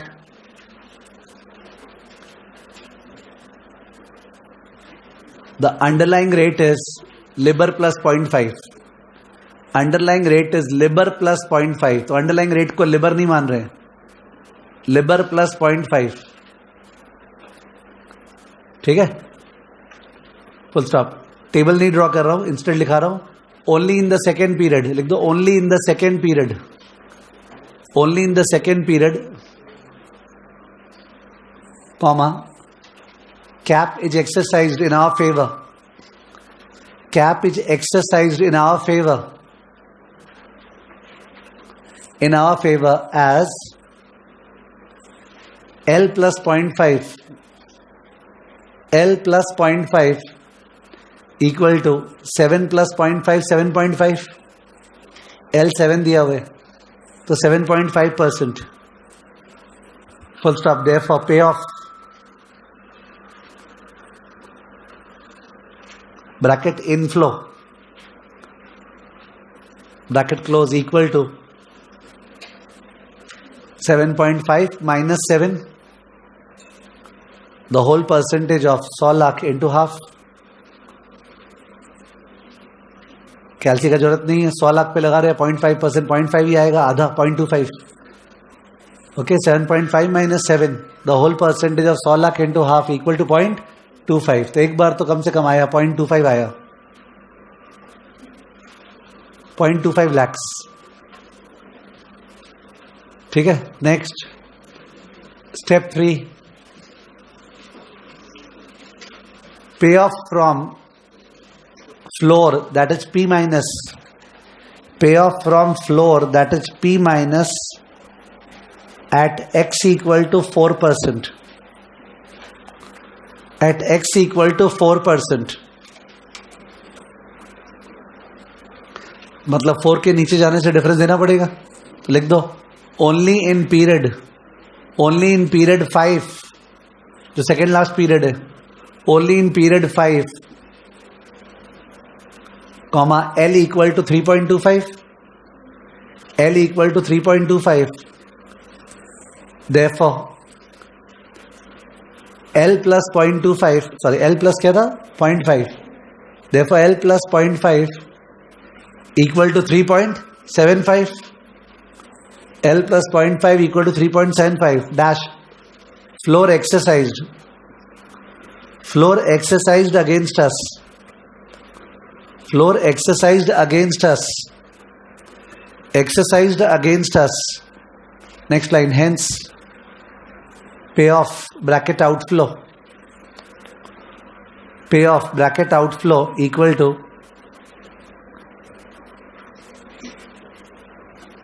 4 minus 3.75, x minus s करते हैं ना put में, तो 4 minus 3.75, the whole percentage of 100 lakh into half, 4 minus 3.75, the whole percentage of 100 lakh into half, यानी 0.25 का आधा,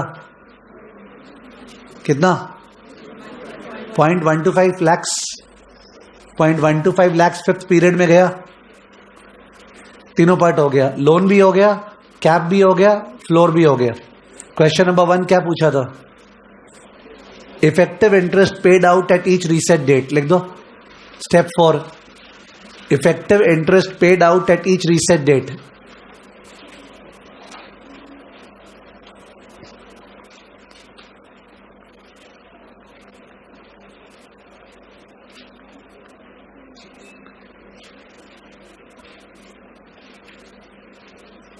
बस 2 कॉलम बना दिए।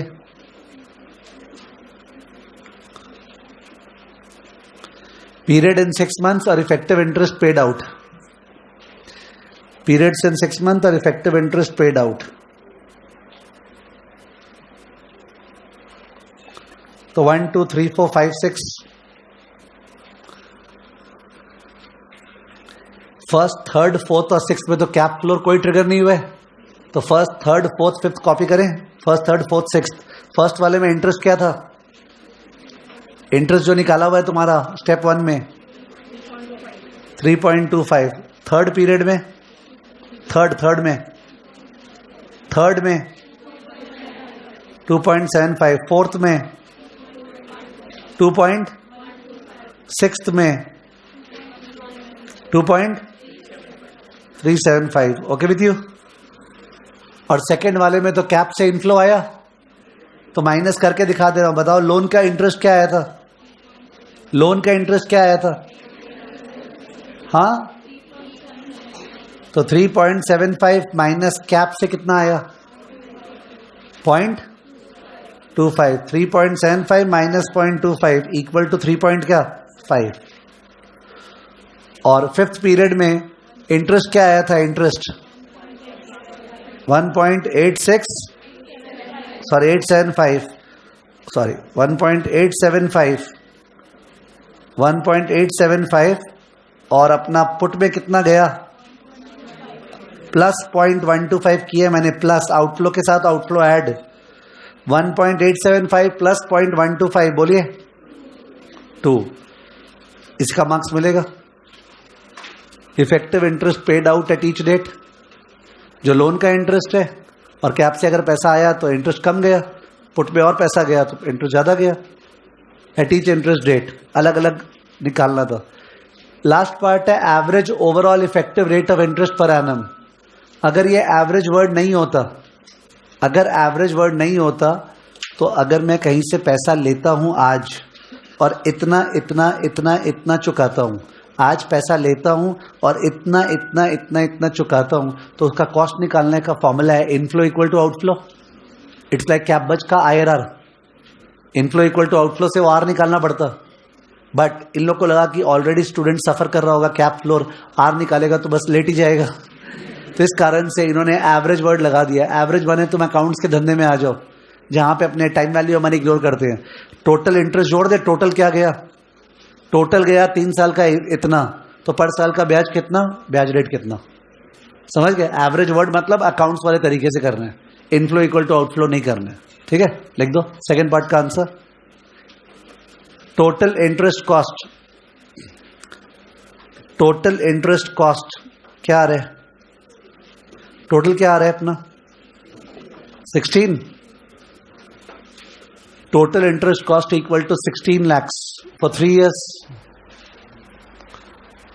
For 3 years. Next line therefore इन लोग का जो वर्ड दिया हुआ है average overall effective rate of interest per annum, I am using the same word, average overall effective rate of interest per annum, average overall effective rate of interest per annum, average overall effective rate of interest per annum is equal to 16 divided by 100। 100 का loan था into 100% into 1/3, 1 साल का। ये 3 साल का है ना, 16 3 साल का है, तो 16 बाई 100 100 लाख है, और इंटू 100% और इंटू 1/3 कितना? 5.33%। ठीक है। अब किसी एक सम में ये लोग एक्चुअल दिन गिनने बीत जाएंगे, ये तो अपने को सपना आएगा नहीं। देख लो यहाँ पे सॉल्यूशन में पेज 218 में दिन गिना है, 6 महीना में दिन कितना है? 184 डेज, 181 डेज। तो बाकी सब में भूल जाता है क्या? तो there is no sense in trying to prepare at that level कि वो दिन गिन के। तो ये कैप एंड फ्लोर का सम था। किसका? Cap and floor. ठीक है, कैप एंड फ्लोर का जो यहां पे सम नंबर 160 दिया हुआ है, केवल देख लो 160, वो सबसे एम्बिगुअस सम है। जो 160 सम है वो सबसे एम्बिगुअस है। Does not mean that I mean to say वो नहीं आ सकता है, एकदम आ सकता है, बट मैं बोलना चाह रहा हूं उसका कोई एक्सप्लेनेशन नहीं है, फिर भी आपको खुद उसको सहना पड़ेगा, इसलिए केवल हिंट दे रहा हूं। उस सम में जो शुरू में प्रीमियम है, इस सम में तो प्रीमियम था ही नहीं ना, 0 था, तो ध्यान दीजिए उस सम में जो शुरू में प्रीमियम पे किए वो प्रीमियम को एमोर्टाइज करना है। क्या करना है? एमोर्टाइज। प्रीमियम शुरू में जो पे किए, शुरू में पे करने के बजाय एक्स पे कर रहे हैं, तो premium divide by annuity factor, premium divide by annuity factor, which means that ये वाला पार्ट जो है ना, पेज 217 का फर्स्ट कैलकुलेशन देखिए, पेज 217 का फर्स्ट कैलकुलेशन शुरू में दिख रहा है, पेज 217 का, वहां पे पूरा ही पागल हो गया है वो जो होगा दैट विल बी, लिख देना बगल में, premium amount divide by annuity factor. तो एन्युटी फैक्टर का फॉर्मूला होता है, ओके, सीए फाउंडेशन वगैरह में a by I 1 minus 1 by 1 plus I power n, उन लोग को अब जाके याद आया। तो बाकी जगह हम लोग नहीं करते कैलसी पे, तो there is no sense anybody doing this, I don't know what is he doing. Premium amount by annuity factor, premium को एमोटाइज किया है, समझे, उससे ये अमाउंट आ जाएगा, तुम लोग 40861 आ जाएगा, ठीक है। जैसे प्रीमियम लगता है 1% है, तो 1% ऑफ 15 लाख कर दे रहा हूं मैं, 1% of 15 lakh divide by PVAF bracket. देखो सम में सेकंड लास्ट लाइन टेबल के पहले, सम में देखना, सम में सेकंड लास्ट लाइन टेबल के पहले एक रेट ऑफ इंटरेस्ट दिया है क्या, 7, 6 महीने का है तो क्या होगा 3.5%, 3.5% कॉमा 4, 4 पीरियड से निकाल लो एक बार, बेटर रहेगा। 1% और 15 लाख ऊपर और नीचे में 3.5% कॉमा 4 का GT, 1% और 15 लाख ऊपर और नीचे में 3.5% कॉमा 4 का annuity factor,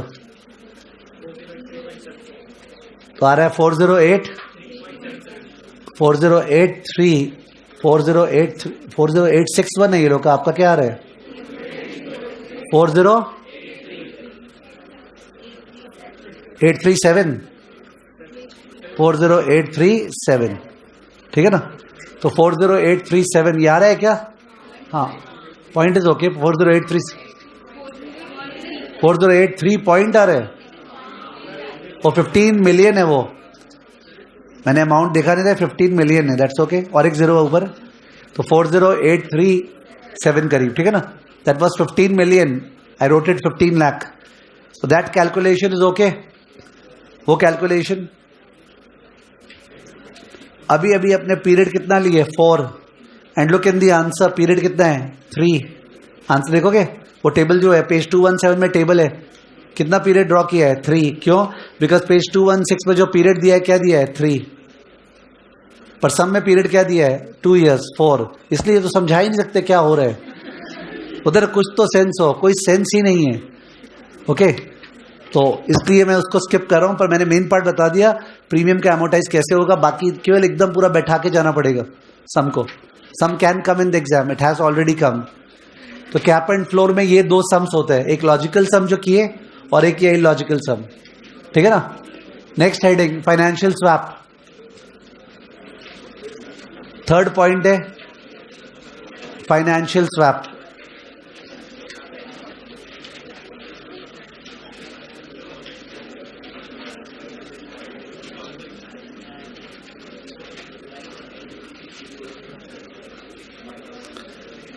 financial swap,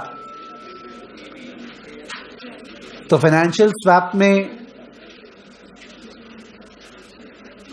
4-5 variety के सम्स होते हैं, सिंपल। उनमें से मेरे को जो सबसे इंपॉर्टेंट लगता है आने पॉइंट ऑफ व्यू से कि अगर आया तो वो होगा स्वैप प्राइसिंग। स्वैप प्राइसिंग, तो इसके अंदर अपने टाइप 1 सम लिख दें, स्वैप प्राइसिंग। टॉपिक का मतलब और रिवीजन अपने आप ही मेरे डिस्कशन के अंदर हो जाएगा। स्वैप प्राइसिंग, स्वैप प्राइसिंग में क्या होता है, आप मेरे पास, मैं बैंक हूं, आप मेरे पास आए एक स्वैप करने के लिए, ठीक है, ड्रॉ करें, this is customer and this is bank. तो कस्टमर बैंक के पास गया स्वैप करने के लिए, जिसमें कस्टमर ने बोला I will give you Libre, sorry उल्टा है, लिबर काट रहा हूं, कस्टमर, बैंक कस्टमर को देगा लिबर, बैंक कस्टमर को देगा लिबर और कस्टमर बैंक को देगा फिक्स्ड। इस टाइप के सम में बैंक कस्टमर को फ्लोटिंग दे रहा है लिबर और कस्टमर बैंक को देगा फिक्स्ड। वो फिक्स्ड क्या देगा, इसी का सम है। तो स्वैप प्राइस मतलब होता है फिक्स्ड रेट, स्वैप प्राइस मतलब फिक्स्ड रेट। तो मैं तुमको लिबर पे करूंगा, तुम मेरे को फिक्स्ड पे करोगे, मैं फिक्स्ड क्या चार्ज करूंगा, दैट्स कॉल्ड स्वैप प्राइस। तो swap price means the fixed rate.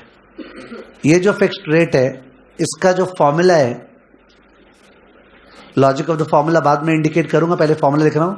1 minus DL divide by summation D।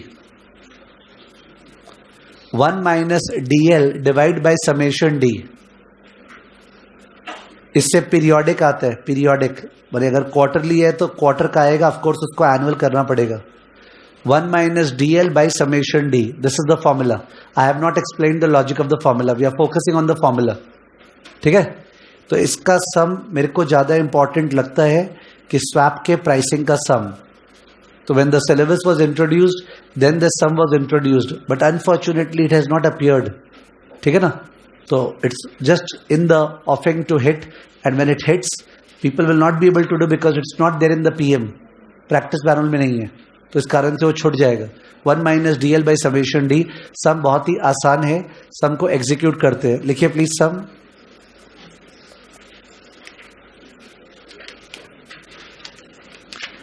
सम यहां पे है, अगर तो यहीं से कर लेते, एक बार देख रहा हूं so that I don't have to dictate.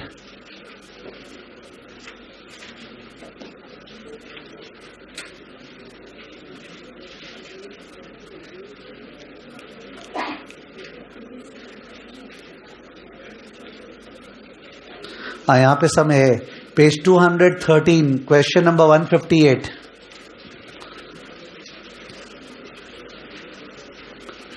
Page 213, question number 158। Page 213, question number 158।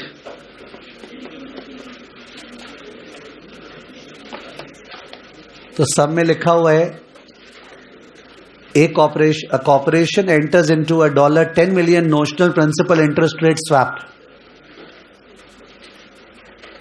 The swap calls for a corporation to pay fixed rate and receive floating on LIBOR. तो corporation तो customer है, वो fixed pay करेगा. Payment will be made every 90 days for 1 year and based on adjustment factor of 90/360. Term structure of LIBOR is as follows. ये LIBOR दिया हुआ है, 90 day LIBOR, 180 day LIBOR, 270 day LIBOR, 360 day LIBOR. Note that at the initiation of swap, the fixed rate is set at such a rate that the value of the swap is 0. ये logic of the formula है, 1 minus DL by summation D. ठीक है, इसको once again hint में towards the end दूंगा, अभी मेरा focus है sum करने पे. You are required to determine the fixed rate on the swap. Fixed rate निकालना है swap का. तो क्या करना है पहले सुन लो. जो 3 month LIBOR है 7%, उसको हमेशा क्या करते हैं, कल के क्लास के अनुसार 3 मंथ लिबर कहीं दिया हुआ है, पहला काम क्या करते हो, इंटू 3/12. 6 मंथ लिबर हो क्या करते हैं, इंटू 6/12, फिर इंटू 9/12 और इंटू 12/12. पीरियोडिक लिबर करने का हैबिट आपका होना चाहिए. तो आपका पीरियोडिक लिबर आ गया. उसके बाद डिस्काउंटिंग फैक्टर निकालना है, मतलब 1/1 प्लस आर. क्या 1 रुपये का प्रेजेंट 1/1 प्लस आर. तो discounting factor D1 D2 D3 D4 आ जाएगा. चारों को ऐड करेंगे, समेशन D आ गया, और जो चौथा वाला आया था वो तो DL हो गया. क्या हो गया, DL. तो एग्जीक्यूशन कितना इजी है सम का समझो. लिबर दिया हुआ है, तुमको पीरियोडिक करना है, वो आर हो गया, 1/1 प्लस आर करना है, टोटल आ गया. Apply the formula, get the answer. ठीक है, when the sum gets over मैं हिंट प्रोवाइड कर दूंगा सम का लॉजिक क्या था. अभी अपने डाइवर्ट हो जाएंगे फालतू में उस पर. ठीक है, तो let's do the sum. First column period, second column LIBOR per annum, third column periodic Libre,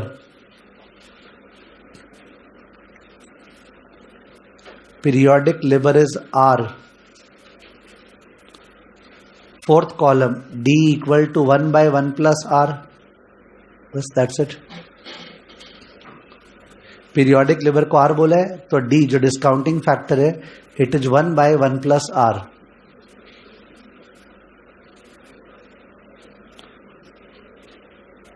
ठीक है, मूव अहेड. पीरियड में 3 मंथ, 6 मंथ, 9 मंथ, 12 मंथ.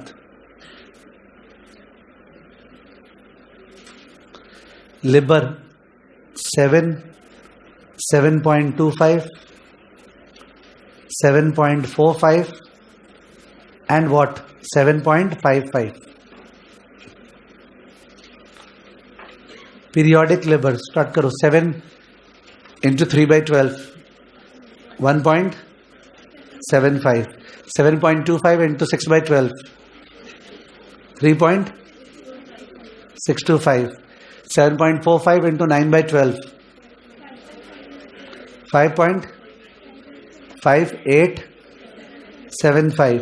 7.55 तो कॉपी होगा. रेट्स हो गया पीरियोडिक. अब ₹1 का प्रेजेंट वैल्यू निकालना है. 1 by 1.0175. Okay, 1 by 1.0175 4 decimal 0.9828. Next 1 by 1.03625. Okay, 1 by 1.03625 बोलिए. 0.9650. 1 by 1.055875. ओके, 1 by 1.055875 क्या बोला आपने? 0.9471. लास्ट वाला 1 डिवाइड बाय 1.0755. 0.9298. इसको मार्क कर लिए. डीएल है और टोटल क्या आ रहा है? 3.8247. ये समेशन डी है. डीएल भी आ गया, लास्ट डिस्काउंटिंग फैक्टर और summation D. Therefore quarterly swap price, क्योंकि क्वार्टर का गैप है. Okay, quarterly swap price equal to formula 1 minus DL by summation D. 1 minus DL by summation D, of course into 100. 1 minus DL by summation D into 100 कर लो. 1 minus 0.9298 divided by 3.8247 the whole into 100. Okay, 1 minus 0.9298 divided by 3.8247 the whole into 100. क्या? 1.8354. ठीक है. 1 minus 8354%. Therefore, annual swap price. Okay, यहाँ round of नहीं किए, थोड़ा ज्यादा 4 decimal लिए, बिकॉज वरना इंटू 4 करने में और राउंड ऑफ हो जाएगा. अब इंटू 4 करके राउंड ऑफ कर देंगे 2 डेसिमल. 1.8354 इंटू 4 क्या? You can say into decimal 7.34% answer. 7.34% answer. तो 7.34% अपना स्वैप प्राइस है. 7.34%. अब B, calculate the first net payment on the swap. पहला पेमेंट निकालना है स्वैप में. इन दैट केस ये कंपनी है और ये बैंक है. ड्रॉ करें सेकेंड पार्ट. कंपनी और बैंक. बैंक कंपनी को पे कर रहा है लिबर और कंपनी बैंक को पे कर रहा है फिक्स, जो आपने निकाला है 7.34.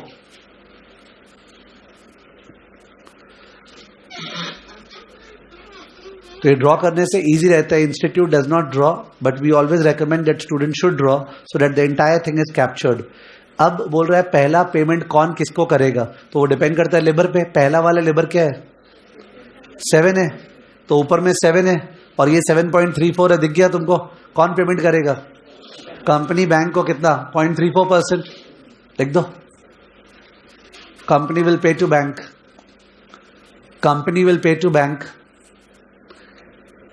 Company will pay to bank 7.34 minus 7. 7.34 minus 7. The whole percentage of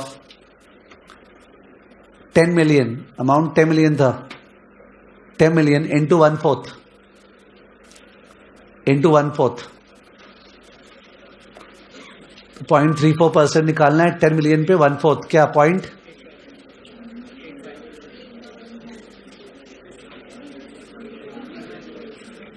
हाँ वही तो 0.0085 आ रहा होगा ना. क्या आ रहा है? 0.0085 million. 0.0085 million dollars. पाउंड है क्या? डॉलर है. Dollar. 0.0085 million dollars answer. Okay, let's see किसका दिमाग चल रहा है. सेकेंड पेमेंट कैसे निकलेगा, निकालना नहीं है, केवल बताना है। सेकेंड पेमेंट दुनिया में कैसे निकल सकता है? जैन से मार्च का पेमेंट निकाल दिए, अप्रैल में जून, जून के एंड में पेमेंट कौन कितना करेगा, वो कैसे निकलेगा, उसका तरीका चाहिए मेरे को। गिवन दिस डेटा एग्जाम में कैसे निकाल सकते हैं? वैसे तो निकालना पॉसिबल ही नहीं है, फिर भी एक तरीके से पॉसिबल है सोचना, किसी को क्लिक होता है तो। सेकेंड पेमेंट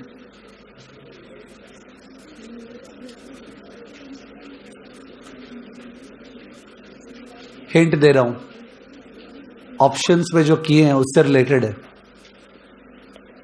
ऑप्शंस कवर में जो किए थे ना, उससे रिलेटेड है।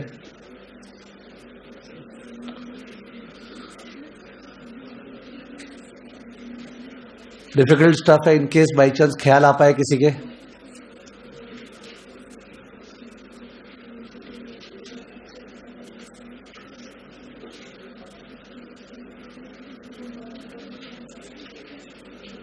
देखो, जैन फेब मार्च का लेबर कब डिसाइड होता है? जैन। अप्रैल में जून का लेबर कब डिसाइड होता है? अप्रैल। वो तो पता ही नहीं है, अभी तो स्वैप चालू हुआ है 1 जैन। ये जो लेबर दिया हुआ है तुमको दूसरा वाला 7.25, वो जैन में जून तक का है, वो 6 महीने का लेबर है। हमको वो नहीं चाहिए, हमको चाहिए अप्रैल में 3 महीने का लेबर। थर्ड पेमेंट के लिए चाहिए जुलाई में 3 महीने का लेबर। फोर्थ पेमेंट के लिए अक्टूबर में 3 महीने का लेबर। इट्स लाइक ये जो दिया हुआ है ये स्पॉट रेट है। क्या है ये? 801 802। मेरे को फॉरवर्ड रेट चाहिए, बीच का रेट। तो इन दैट केस अपने को तो 1 अप्रैल का रेट ही नहीं पता। तो सिंपल क्वेश्चन है यहाँ पे, अगर हो कि can you find out the second payment, answer है नो। आंसर है no. But if you apply some theory, can you find out? Yes, pure expectation theory. कौन सा थियरी? इसका मतलब अगर अपने जैसे 3 into 6 FRA का निकालते हैं ना, 3 month लेबर है 7%, 6 month लेबर है 7.25%, तो 3 into 6 FRA का प्राइस निकाल सकते हो। बड़ा वाला फैक्टर बाई छोटा वाला फैक्टर -1, वो फॉरवर्ड रेट आएगा। वो फॉरवर्ड रेट को प्योर एक्सपेक्टेशन थियरी माने तो वही बाद में लेबर होगा। जो आज 3 into 6 FRA का रेट है वही 3 महीने बाद लेबर होगा ना, according to pure expectation theory. वो मान के जानबूझ के अपने निकाल सकते हैं। ये मैंने केवल इसलिए बोला जिससे तुमको प्योर एक्सपेक्टेशन थियरी वापस से बैठे। कभी भी बाद का चीज चाहिए, बाद का कोई चीज, तो आज का जो फॉरवर्ड है उसको बाद का मान सकते हैं according to pure expectation theory. Understood? Otherwise अगर ये क्वेश्चन पूछे can you find out the second payment, answer is what? No, you can't find out because you don't know the LIBOR after 3 months। या we can assume it as per what? PET। ठीक है, तो I said it just to ensure that आप लोग के pure expectation theory वापस एक बार बैठे। ठीक है, so this was the sum on swap pricing. इस सम का लॉजिक क्या होता है कि जब स्वैप में एंटर करते हैं तो उस केस में इस लेग और इस लेग का वैल्यू क्या होना चाहिए? सेम। तुम मेरे को फ्लोटिंग देने वाला है, हम तुमको फिक्स देने वाला है, तो अपने दोनों का वैल्यू क्या होना चाहिए? सेम। तभी तो वैल्यू ऑफ द स्वैप क्या होगा? 0। तो फ्लोटिंग लेग का वैल्यू पार होता है 10 मिलियन और फिक्स्ड लेग का कूपन निकालते हैं जिससे बराबर हो जाए। तो प्रूव करके एक्स करके फॉर्मूला था, तो प्रूफ काम का नहीं है, मैं केवल इंडिकेट कर रहा हूं कि 1 - DL by summation D proof से आया है। Floating bond is equal to fixed bond. ठीक है ना? तो ये सम एग्जाम में आ सकता है। आप ये समझो कितना मैकेनिकली इजी था। Period LIBOR, periodic LIBOR 1 + R, तो it's very easy to do the sum. Correct है? ठीक। नेक्स्ट, सेकेंड सम जो फाइनेंशियल स्वैप का है दैट इज ऑन OIS। लिख दो, OIS type 2, overnight index swap. ये बहुत इजी है, इसको लिख के नहीं करेंगे, will just discuss overnight index swap.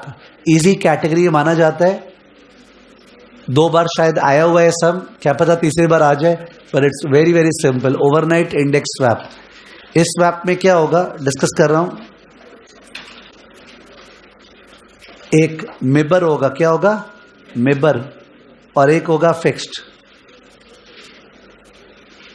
एक मिबर एक फिक्स्ड। जो मिबर है ना दैट इज डेली कंपाउंडेड।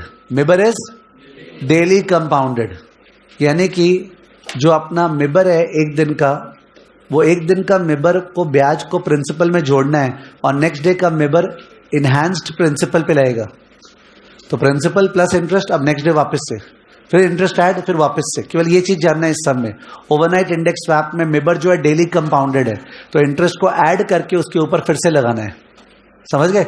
और फिक्स्ड नॉर्मल कैलकुलेट होगा। तो सम क्या देता है भाई, 13 दिन का था स्वैप, कितने दिन का? 13 दिन का। तो 13 दिन में से छुट्टी को हटा के 10 या 11 मिबर दिया होगा, तुमको मिबर का ब्याज कैलकुलेट करके प्रिंसिपल में जोड़ते जाना है और ऐसे करके लास्ट में पहुंचना है, और वो पूछेगा फिक्स्ड इंटरेस्ट रेट क्या होगा। ठीक है, तो overnight index swap Indian terminology है ये। तो पेज 210 में क्वेश्चन 156, पेज 210 में क्वेश्चन 156 अपने सम को केवल डिस्कस करेंगे, will not write and do because it's too easy है कैलकुलेशन। पेज 210 में sum number 156, derivative bank entered into a plain vanilla swap through an overnight index on a principal of 10 crore and agreed to receive MIBOR. Derivative bank के पास मिबर आ रहा है and पे fixed. Okay, मिबर आ रहा है, fix जा रहा है। Swap was entered on Monday 2 August and was to commence on 3rd August and run for a period of 7 days. तो बीच में सैटरडे संडे आएगा। Respective member rates for Tuesday to Monday are given. तो हमने को दिया हुआ है Tuesday का, वेडनेसडे का, थर्सडे, फ्राइडे, फिर सैटरडे और फिर क्या? मंडे। ओके, ये मिबर दिया हुआ है, संडे का मिबर नहीं है, तो संडे का मिबर वही लिया जाता है जो सैटरडे का है। ठीक है, अब जो कैलकुलेशन है उसमें, सॉरी एक लाइन भूल गए। If derivative bank received 317, received 317 net, calculate the fixed rate and interest under both the legs. Sunday is holiday, work in rounded off rupees and avoid decimal working. तो derivative bank के पास मिबर आने वाला है, fix जाने वाला है, और उसके पास नेट में 317 रुपया आया।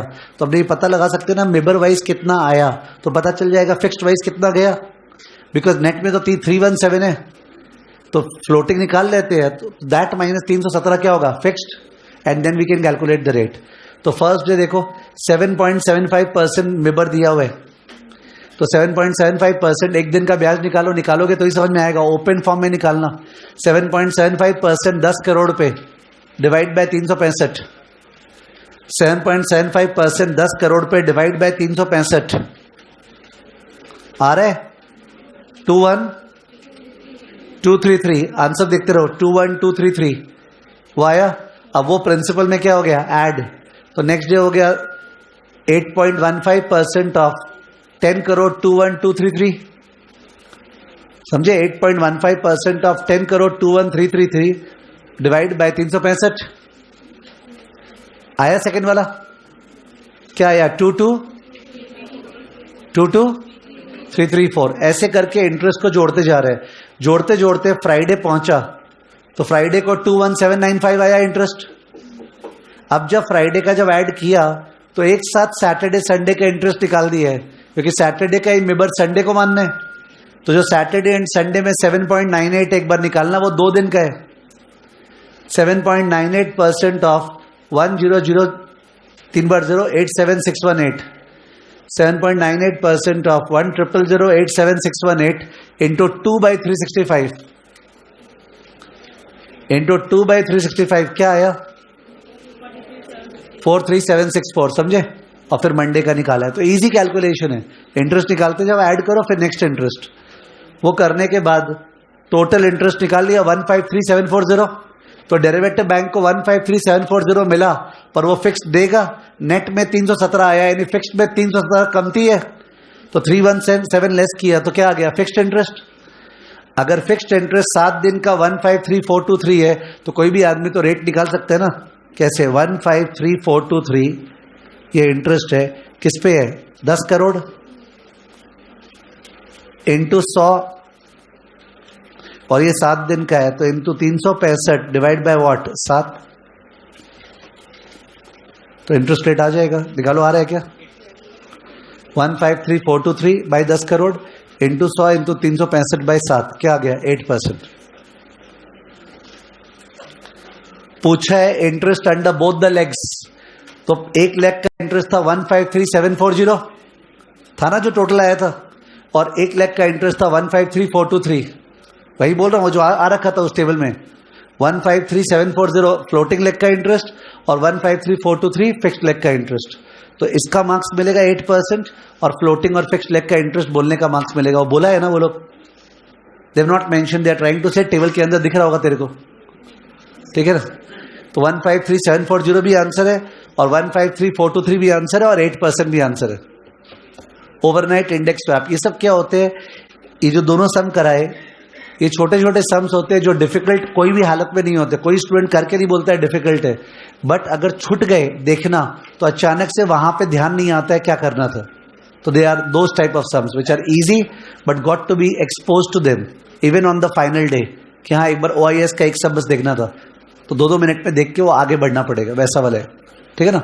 तो फाइनेंशियल स्वैप में हमने ये दोनों किया, अपने यहाँ पे स्टॉप कर रहे हैं, अपना पेस ठीक ही चल रहा है, बिकॉज इंटरेस्ट रेट डेरिवेटिव में फाइनेंशियल स्वैप ही केवल बचा हुआ है। तो उसका शाम को 2 टाइप का सम्स और करा दूंगा, कराने के बाद मैं सीधा पोर्टफोलियो में एंटर करूंगा, पोर्टफोलियो में, ठीक है। तो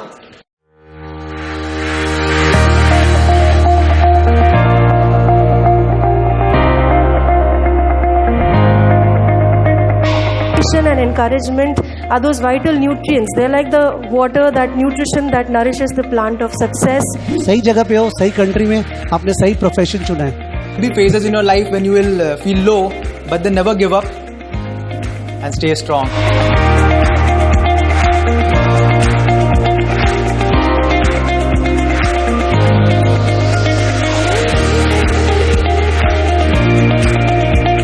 There is no shortcut to success. Seriously, there is no shortcut. एकदम चिल मार के पढ़ो, नॉर्मल, सीरियसली।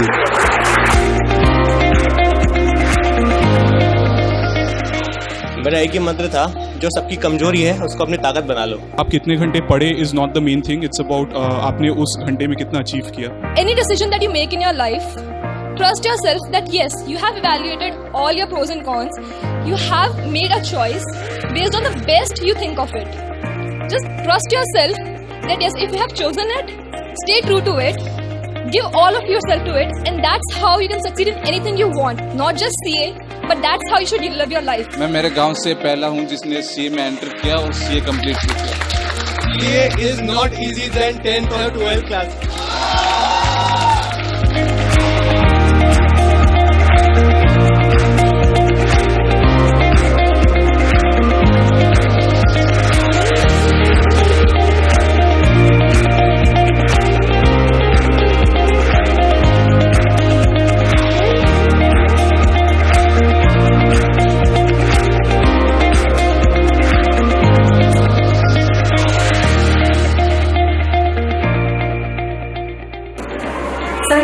Educational Institute की much awaited felicitation ceremony for the top rank holders of the country बस खत्म हो चुकी है और अब हम एक एक करके हमारे स्टूडेंट से बात कर रहे हैं किस तरह उन्होंने इंस्पिरेशन ली है हमारे टॉप रैंक होल्डर से।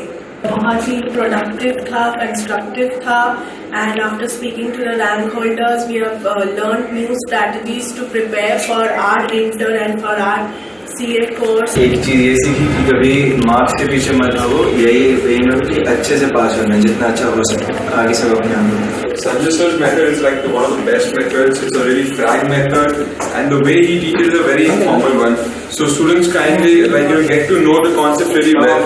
And all the rank holders said that the notes are really well, and just study the notes and you'll clear the exams really well. That's it. Today I learned that आप जो deserve करते हो उसके लिए prepare करो, marks के बारे में मत सोचो, मार्क्स तो झप मार के आएंगे। इनसे मिलके पता चला कि मतलब पढ़ाई कैसे आगे करना है, मोटिवेशन भी मिला कि वो टेलर के बेटे होकर के जब रैंक 1 ला सकते हैं तो हम भी ला सकते हैं। मतलब